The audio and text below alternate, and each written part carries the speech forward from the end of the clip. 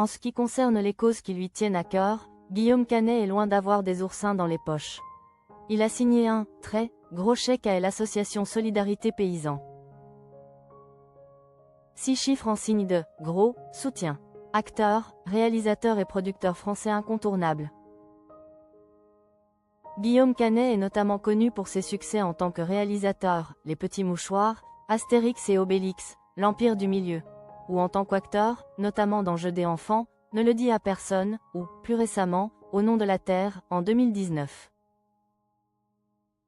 Dans ce dernier film, il incarne un agriculteur qui reprend la ferme familiale mais qui se confronte aux dettes accumulées et s'épuise au travail. Une histoire en résonance avec l'actualité fraîche, mais qui a aussi marqué au fer rouge l'ex de Marion Cotillard. Lui-même connaît de près le monde paysan. Guillaume Canet, son ancrage dans la terre depuis tout petit.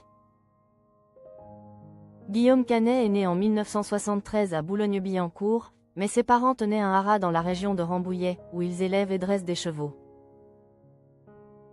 Il a donc passé son enfance au contact des animaux et de la nature, et a lui-même développé une passion pour l'équitation très tôt.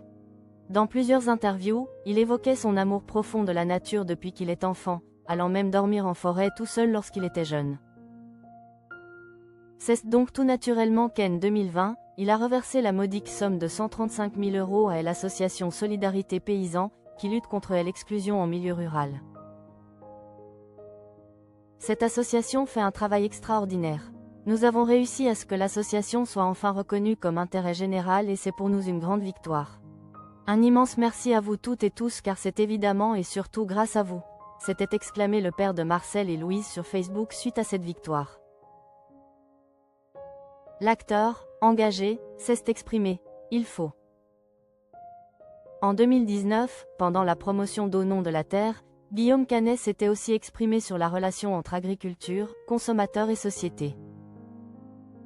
Nous sommes tous consommateurs, donc responsables aussi de la situation. Il faut défendre un autre modèle que celui de l'agriculture intensive, néfaste pas seulement pour les paysans, mais pour tous, avait-il livré à Madame Figaro.